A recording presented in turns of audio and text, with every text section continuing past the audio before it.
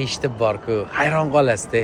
G'arb davlatlarida hali cho'milish mumkinligini bilishmagan paytda Buxoroda mana shu haybatli minoralar qurilgan va ilm-fan markazi bo'lgan butun dunyoni mana shu deyarli 1000 yil oldin qurilgan minora-i kalon. Даже Chingizxon kelib, bunaqa inshootni qurish gunoh deb bizmagan ekan. 1 million tig'ishdan qurilgan 47 metr deyarli kalon minorasi hisoblanadi va kalon masjidi 10 mingga yaqin odam namoz o'qigan. Juma namozini o'qigan.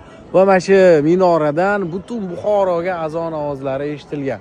Qarang, butun dunyoni deyarli islom madaniyati markazi, ya'ni ilm-fan markazi bo'lgan. Dunyoning eng top olimlari aynan shu yerdan chiqqan. Misol uchun Ibn Sino, Farabiy, Buxoriy. Butun dunyoga kimsan desa Buxoriymiz deymiz. Aynan mana shu Buxoroni nomidan aytamiz.